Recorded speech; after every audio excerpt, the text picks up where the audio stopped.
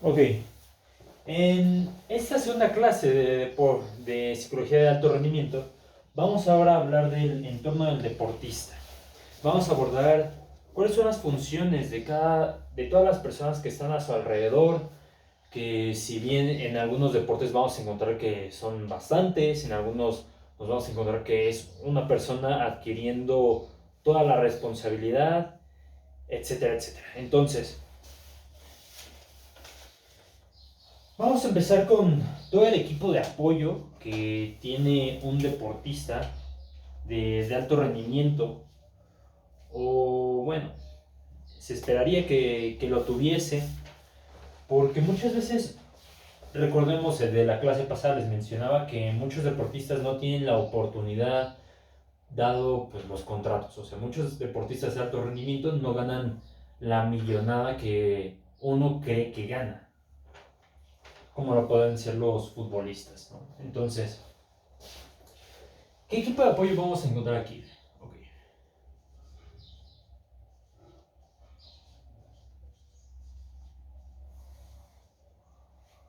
Entonces, dentro de un equipo de apoyo vamos a encontrar que puede que haya de 1 a 4 entrenadores. Esto se puede ver más reflejado en deportes de equipo donde pues está el primer entrenador, el segundo entrenador, el tercer entrenador, etc. Muy claro en fútbol americano donde está el coordinador ofensivo, el coordinador defensivo, el head coach, entre otras cosas. El analista, que es pues justamente el análisis de las jugadas, del rival, etc. El preparador físico,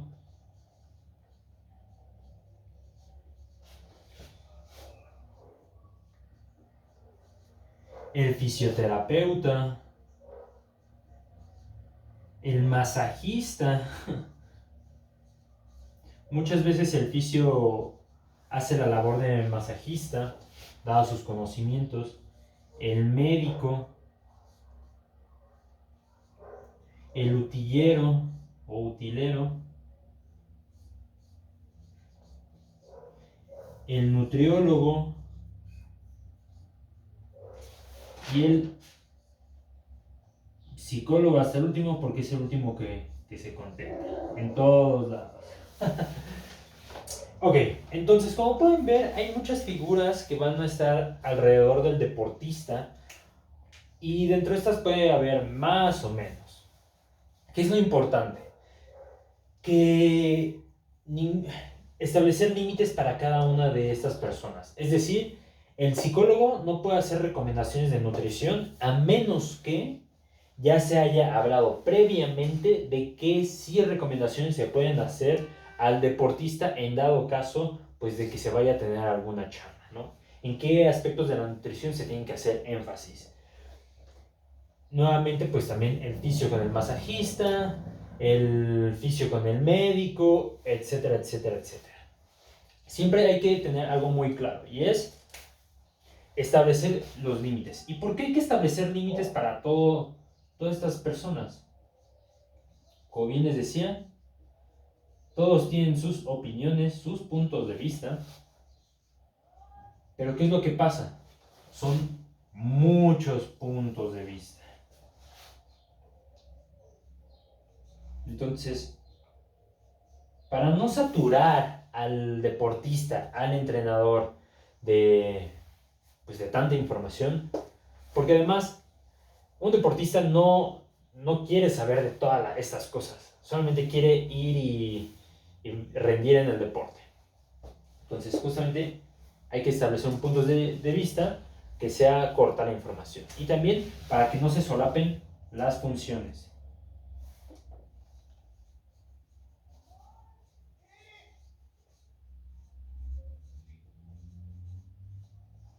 Ok, entonces igual, nuevamente como les decía, para que uno no haga el trabajo del otro. Esto vamos a ir desglosando cada, cada parte del equipo de apoyo, pero también vamos a abordar personas que no están aquí, pero que son igualmente importantes, como lo pueden ser los padres o los tutores de la persona. Y de esto, dentro de los padres, pues muchas veces vamos a poder encontrar que realizan la función del entrenador.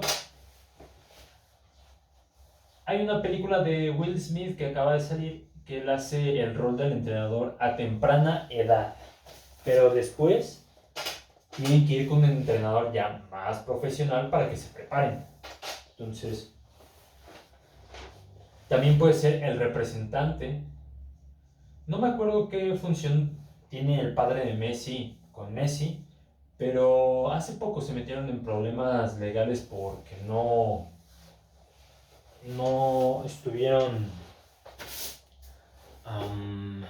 reportando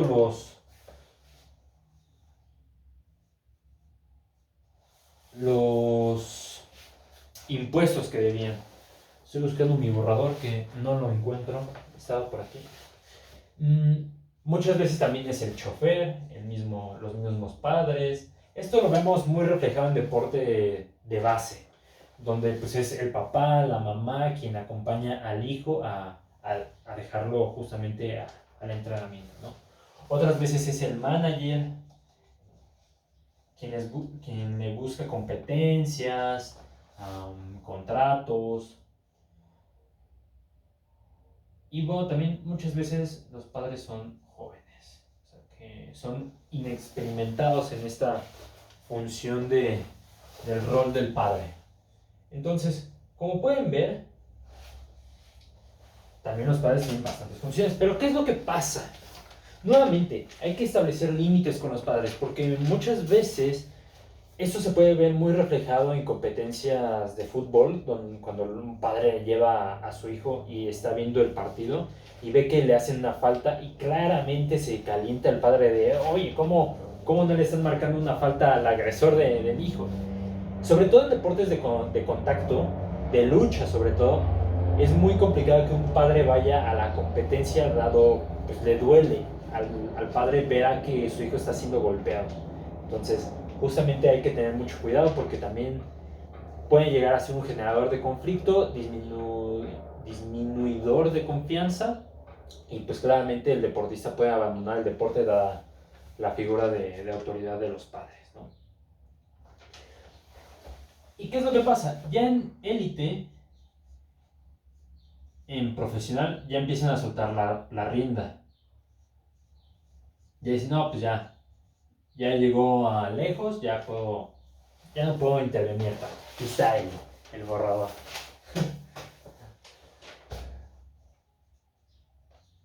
Entonces, en élite ya empiezan a soltar la rienda, pero también hay veces en las que la familia, los mismos padres, viven de los ingresos del hijo deportista.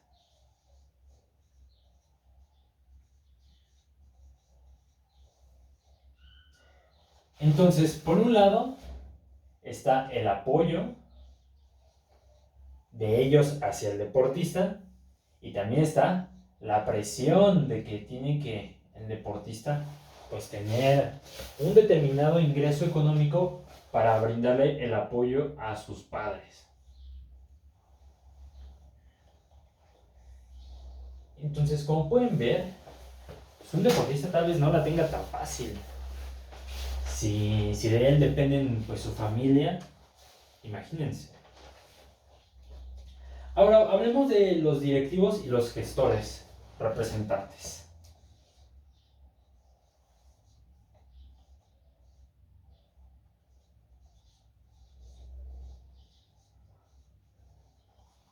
Y acá abajo vamos a poner los representantes. Porque si bien hacen funciones similares, me cuesta mucho trabajo escribir representante. Representante. Ok. Ok, ¿qué hace un directivo o un gestor? Pues bueno, son las personas quienes negocian y acuerdan contratos. Entonces, también administran la logística, de dónde va a ser el evento.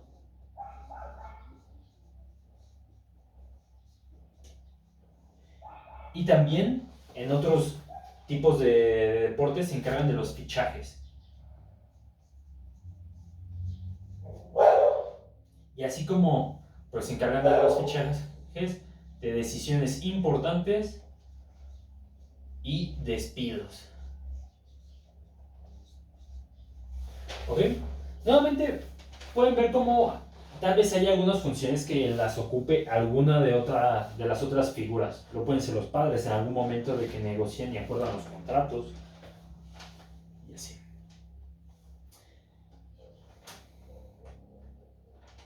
Ahora, por otro lado están los representantes que nuevamente negocian y acuerdan contratos, pero con equipos, patrocinadores, eventos y otras cosas de interés.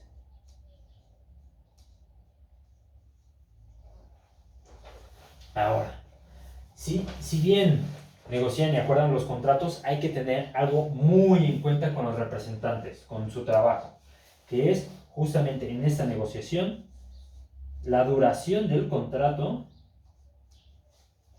y la rigidez de este. Por ejemplo, Messi, ahora que se estuvo tratando de salir del Barcelona, pues si se salía a un tiempo antes de este, iba a perder dinero. Pero, pues, ¿qué es lo que pasó? Se esperó a que le terminaran de pagar, pues, todo lo que le tenían que pagar, vaya. Y ya una vez que terminó su contrato, este ya se salió sin ningún problema. A eso me refiero con la rigidez y duración del contrato. O sea, ¿qué tanto un deportista está permitido de que se salga cuando él quiere o es hasta un tiempo determinado? Y esto igual nuevamente se ve en acuerdos con algún equipo de tienes que firmar hasta 2 años, 2 temporadas que vas a estar aquí presente y ya después vamos a ver si te renovamos el contrato. Entonces, justamente eso es algo muy importante para el mismo deportista. Por ejemplo, para ahora Sergio Ramos, que fue despedido del Madrid, el Paris Saint-Germain le dio 2 años de contrato. Entonces, justamente habría que ver. Pero otras veces el representante también hace una labor un poco más de padre, de figura de autoridad, porque él es quien le da permisos de si sale o no, o muchas veces saber si está bien el mismo deportista. Muchas veces le marcan antes del deportista al representante para saber, oye, ¿qué onda? No está bien, ¿qué es lo que pasa? ¿Cómo podemos echarle la mano o no al mismo deportista para que pues, vuelva a rendir? Y pues así sucede muchas veces.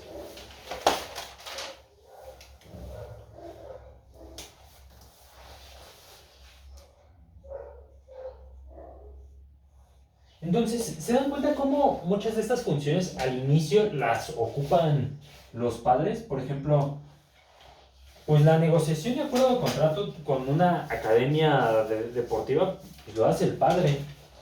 Quien administra, si bien la logística es la academia y los fichajes, las decisiones y los despidos, pero por ejemplo en el lado de representantes, pues está el permiso, el saber si mi hijo está bien, etc.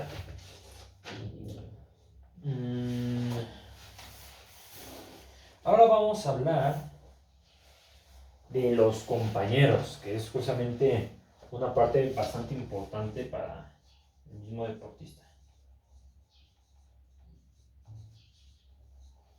Okay.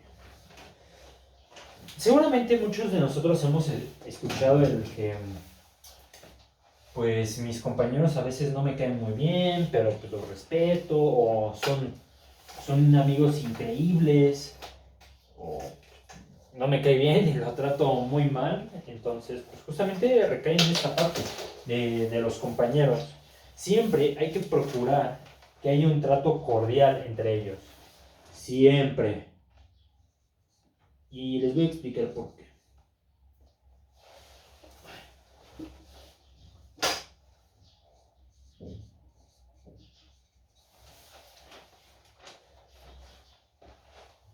¿Por qué? Porque van a hacer que la convivencia sea difícil o fácil. Y pues, ¿quién no quisiera un equipo donde la convivencia fuese fácil? Te, te permite pues bastantes... enfocarte en otras actividades que en la convivencia no debería ser un tema, ¿no? Hay veces en las que algunos son amigos y hay veces en las que algunas veces son familiares. Entonces, hay que tener bastante en cuenta sobre si son primos, tíos, etc., ¿no? Ahora, otra razón por la que el trato debe ser cordial con ellos es porque se pasa mucho tiempo en diferentes situaciones con estas personas, ya sea en vestidores, en competencias, entrenamientos. Como pueden ver, está bastante tiempo rodeados con estas personas, por lo que si procuramos que el trato sea cordial, va a fluir de mejor forma. Pero ojo, si bien hay que procurarlo, también nosotros, otra razón nuestra es hay que fomentarlo con dinámicas de grupo. ¿Y qué dinámica de grupo podemos hacer en este momento? Dependiendo del tipo de deporte, dejar a un lado la competencia y enfocarnos tal vez en un momento más de convivencia, un partido amistoso, un sparring amistoso, donde sea como más de jugueteo, etc. Una charla, salir a comer, una convivencia entre um, con el equipo, salir al cine, etc. Entonces, pues esto nos va a permitir pues, bastantes cosas. Y es que un trato también respetuoso entre las mismas personas va a fomentar la aparición de otros roles dentro del equipo que van a ser muy fundamentales, como lo puede ser un ejemplo a seguir. En este caso vamos a ponerlo como un modelo a seguir, un mentor,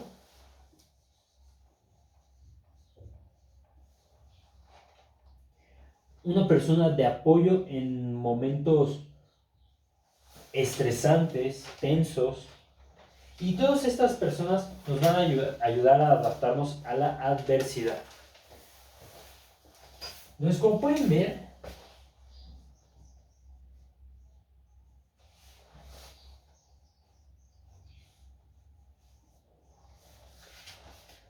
puede sonar muy fácil, en serio, puede sonar muy fácil y pues claramente obvio hasta cierto punto. Pero esto ya llevado a la práctica es muy complejo. ¿Cuántas veces no vamos a poder encontrar que haya entrenadores que fomentan la agresividad o compañeros que le están haciendo bullying a otro? Y bueno, hace que todo esto, todo el rendimiento deportivo del equipo, lo que es ir y despejarse en una determinada actividad, no se pueda y no se dé. Ahora, en deportes de pareja, que el compañero todavía es un poco más delicada la situación porque es una persona que siempre vas a estar presente con ella, como puede ser el nado sincronizado en parejas, vaya, el tenis en parejas, entre otras cosas. Y un problema de convivencia va a determinar bastante el rendimiento deportivo de ambos, por lo que nuevamente hay que ser bastante cuidadosos. Ahora vamos a pasar a la figura del entrenador.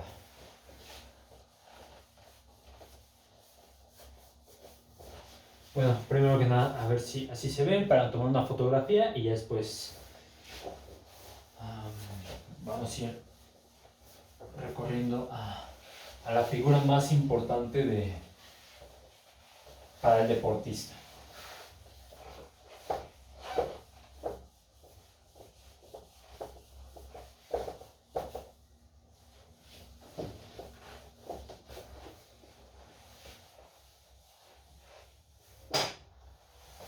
Ok. Entonces, ahora sí, el entrenador.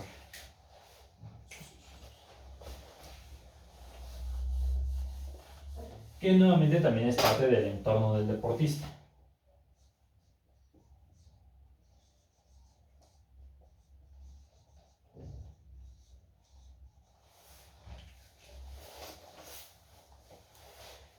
En lo que estoy escribiendo esto, les diría suscríbanse, denle like, comenten de qué les está gustando, qué no les está gustando, qué dudas tienen. La verdad es que me ayuda bastante para seguir creciendo el canal y que este tipo de contenido les llegue a más personas. Ahora, vamos a hacer diferencia entre deportes colectivos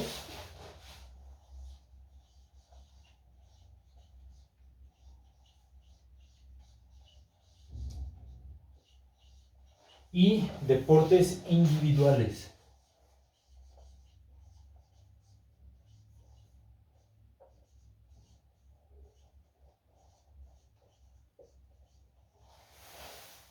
En ambas van a ocupar diferentes,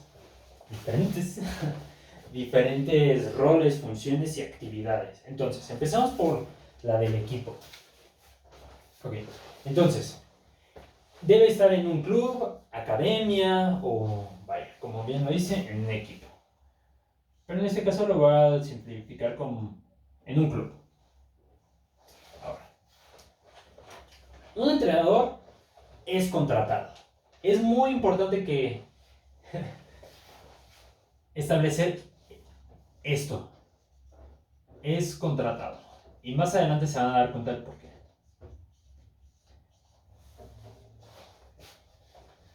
Y una vez que es contratado, este entrenador se va a encargar tal vez de los fichajes, de los traspasos, de las negociaciones,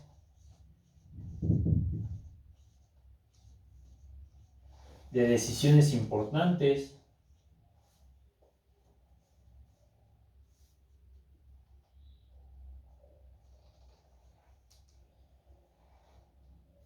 Eso por un lado. Pero también se encarga del rendimiento deportivo.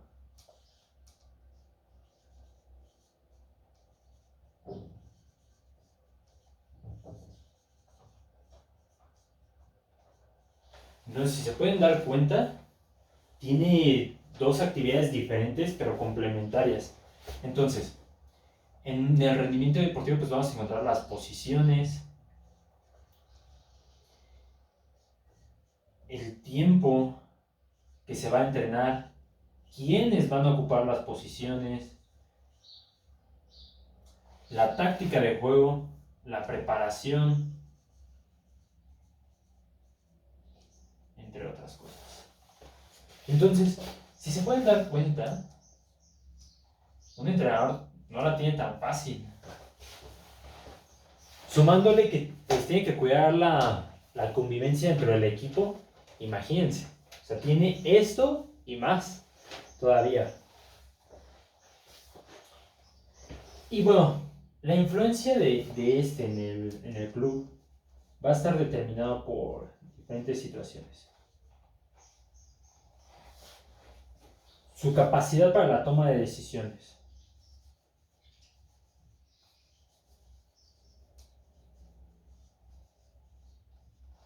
¿Qué tanto él puede tomar las decisiones y qué tanto no? Si es una persona que puede tomar muchísimas decisiones, es una persona que tiene bastante influencia dentro del equipo. En el funcionamiento del deportista. Porque ven al mismo entrenador como modelo a seguir, como ejemplo. Y una palabra,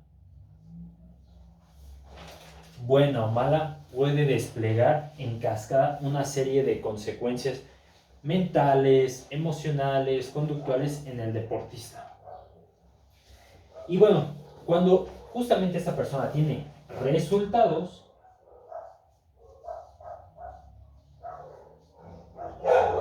esta persona aumenta su credibilidad.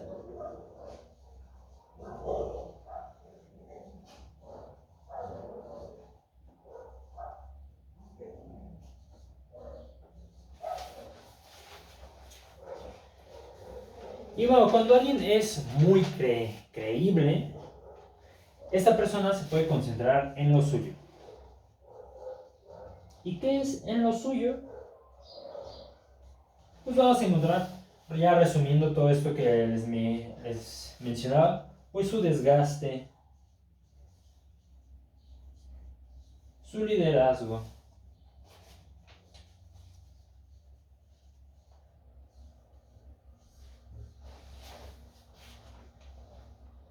pero también hay que tener muy en cuenta que su credibilidad va muy de acuerdo, pues vaya, a los mismos resultados. Entonces, si no está obteniendo resultados, pues va a bajar su credibilidad, y una figura tan importante como el entrenador es muy dependiente a ellos. Entonces, aquí hay que marcarlo en rojito, un signo de peligro. ¿Por qué? Porque muchas veces son despedidos con suma facilidad, dado que no van a conseguir los resultados esperados de ellos. Ahora, pasando a deportes individuales.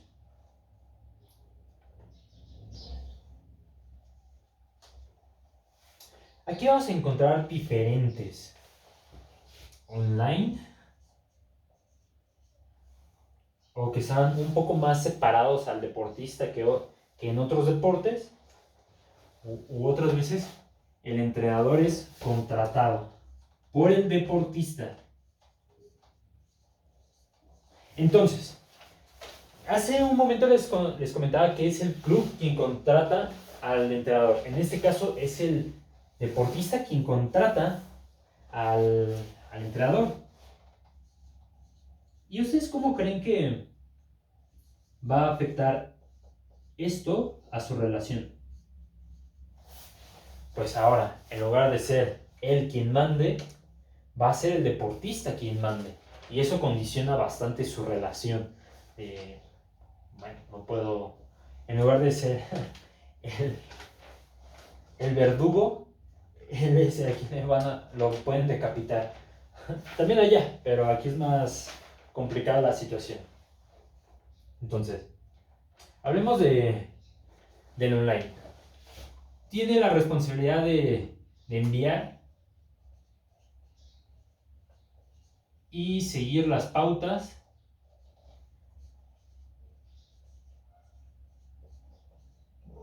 del deportista, ¿no? Y están especializados en algo muy específico.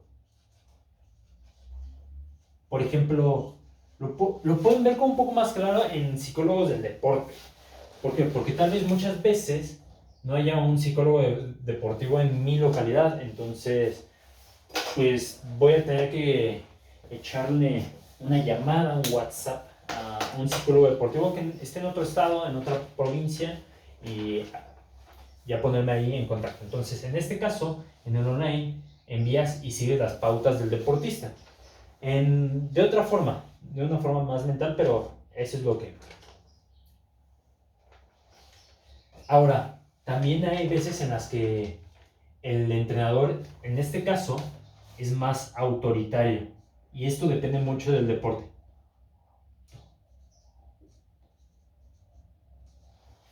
¿A qué me refiero? Por ejemplo, en gimnasia,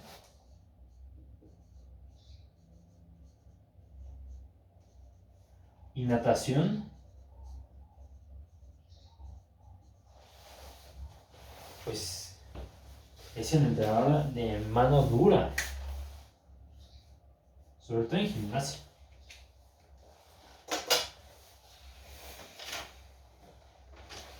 Esto no es de online, pero sí es importante mencionarlo.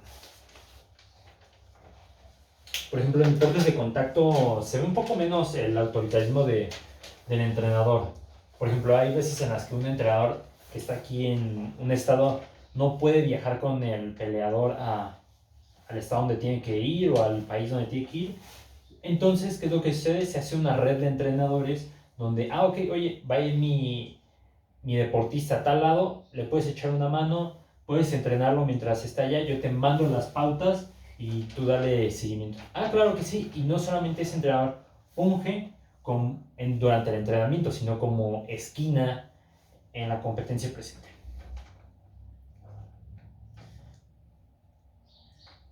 Ok, ahora, ya en el contratado por deportistas, pues bien les digo, es el empleado del mismo deportista.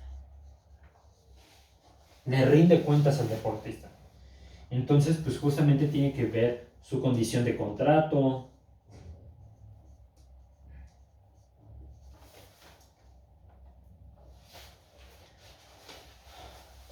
los entrenamientos,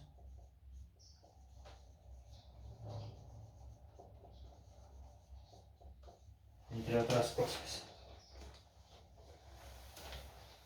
Eso se da más en el tenis y en el golf.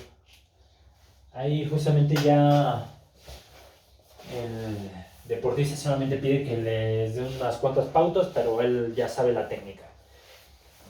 Y así. Uy. Ahora vamos a hablar de en competiciones.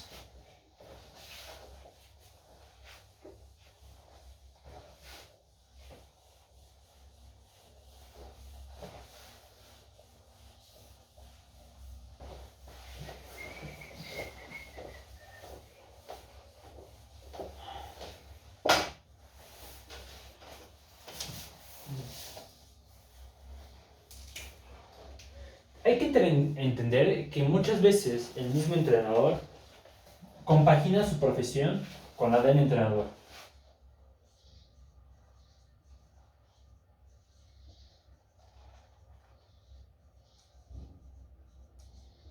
¿Por qué? Porque muchas veces el deporte no deja el dinero esperado. Solamente ya cuando estás muy arriba y los contratos pues claramente son muy buenos, ahí es donde ya deja algo, pero por el momento no. Ahora, si bien les decía que depende de los resultados, su paga como va a ser, es una paga fija, un porcentaje de las ganancias o premios económicos.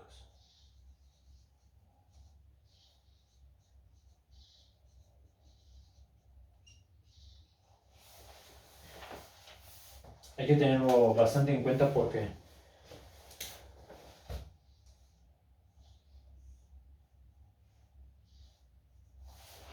pues una remuneración económica pues es bastante importante porque no sabemos la vida del entrenador, si tiene que, de él depende su familia, etc. Y bueno, también hace un momento les daba un ejemplo de cómo hay entrenadores que se hace una red entre ellos y se apoyan. Y bueno, justamente otra parte muy importante es la posibilidad de movilidad de estos mismos entrenadores hacia donde vaya el deportista. Hay veces en las que no se puede, entonces pues tienen que pedirle el favor a otro entrenador. Bueno, por otro lado, dentro de sus funciones, pues va a estar el dirigir. Ya en competiciones, ya. El hablar antes, durante o después de la competición. Y también hay algo muy importante que va aquí al lado en dirigir, que es su posibilidad de movilidad en esta función de que es el dirigir. ¿Por qué? Porque puede ver que no haya posibilidad de que el entrenador esté presente en la competición deportiva, por ejemplo, en remo, pues un entrenador nunca está ahí a tu lado. El entrenador pues va a estar ahí esperándote al final, pero no es como en el fútbol que el entrenador está en la banda echándote una mano. Hay veces en las que está en la grada, por ejemplo el tenis, y el entrenador está en la grada o en el campo. O bien fútbol americano, fútbol soccer, etc.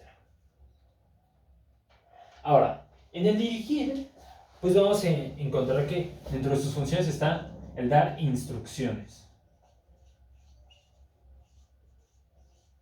pero también el realizar cambios y tiempos fuera. Y los tiempos fuera pues, sirven bastante para revisar jugadas, motivar a los deportistas, entre otras cosas. Entonces, en instrucciones pues va a estar observar, instruir, corregir, animar, tomar decisiones,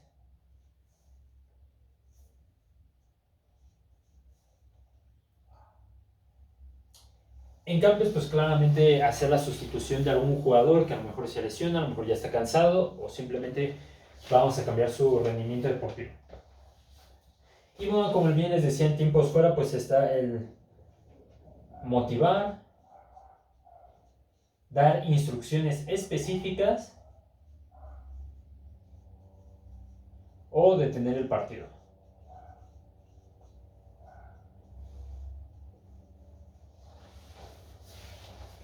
Ok, entonces, pues se dan cuenta cómo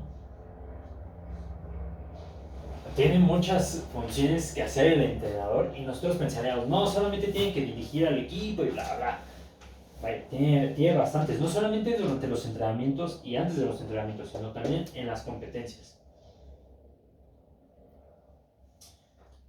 Y bueno, con esto estaríamos acabando con la parte de los entrenadores. Ahora va los jueces y los árbitros, que son personas que tenemos ahí descuidadas. Y con eso ya estaríamos acabando por el día de hoy de esta clase.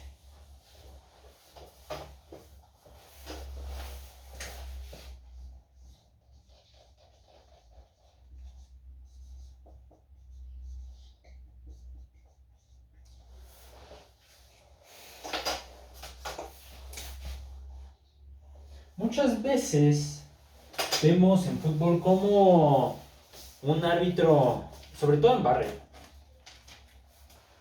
comete un error y todas las personas lo empiezan a abuchear, a insultar, los mismos jugadores, pero ¿ellos tienen por qué soportar este tipo de cosas?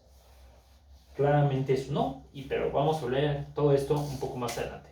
Entonces, dentro de las funciones que tiene un juez o un árbitro, un juez lo podemos ver más en tenis, en golf, etc. Y un árbitro pues más en competiciones deportivas, colectivas, individuales, como pueden ser el box, MMA, que el árbitro está ahí presente, fútbol, fútbol americano, entre otras cosas. Entonces, dentro de sus funciones está puntuar las actuaciones. Esto se ve más claro, por ejemplo, en box, donde pues a un deportista le dan 9 puntos y al otro 10 puntos. Bueno, puntuar actuación.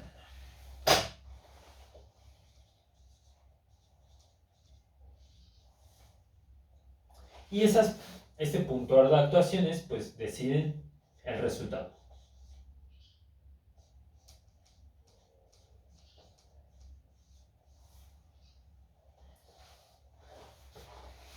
Esa, si bien no es función, pero se somete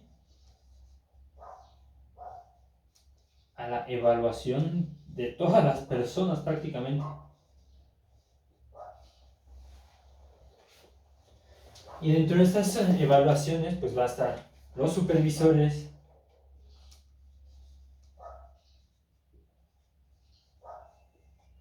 y directores. ¿Y por qué únicamente voy a poner estas dos personas? Porque estas dos personas le van a decir al árbitro, oye, ¿continúas o no?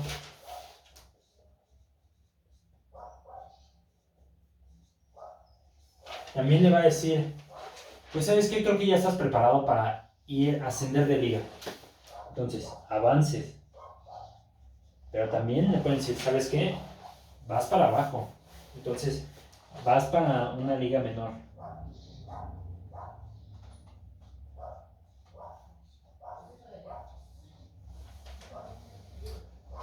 Y bueno, también dándose cuenta de todo esto, se podrán ustedes dar cuenta que no tienen compañeros continuamente.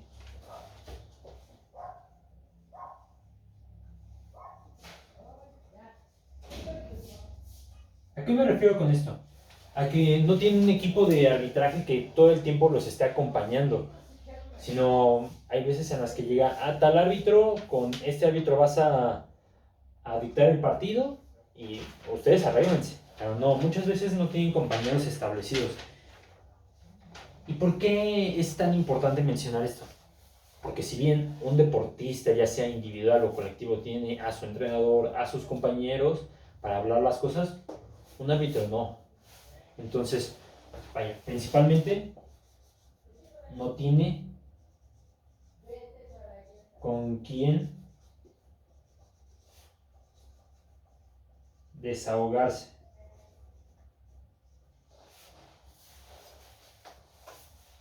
Entonces, ¿quién lo apoya? Al árbitro.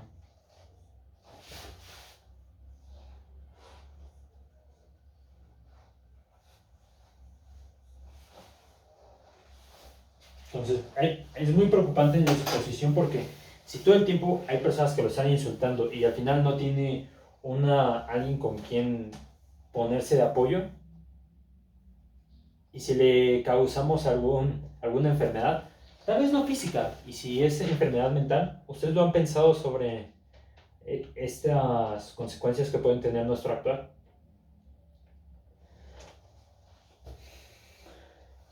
Y va, en someterse a la evaluación, pues va muy de la mano con la función de puntuar la actuación, porque muchas veces al mismo árbitro no se le perdona con facilidad, o no se le perdona. Un deportista como quiera, un partido lo hace mal y al siguiente que lo haga muy bien, se olvida lo que había sucedido anteriormente, pero un árbitro no es tan fácil. Y dentro de sus mismas funciones, se le exige al árbitro trabajar en vacaciones. Imagínense, estoy trabajando en vacaciones y tengo que recibir insultos.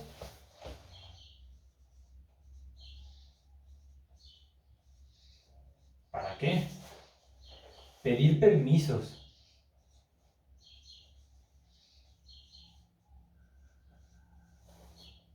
Viajar.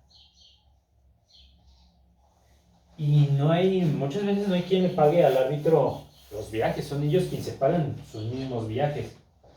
El sacar tiempo de donde sea. Y bueno, limitar su vida. Entonces, ¿se dan cuenta? Tal vez un árbitro tenga más exigencia que los mismos deportistas y lo estamos tratando fatal. Hay que cuidarlos. Y si los cuidamos, si le hacemos la plática, si hacemos que su trabajo sea más fácil, ¿algunas veces han pensado en las consecuencias positivas que esto buen trato puede tener?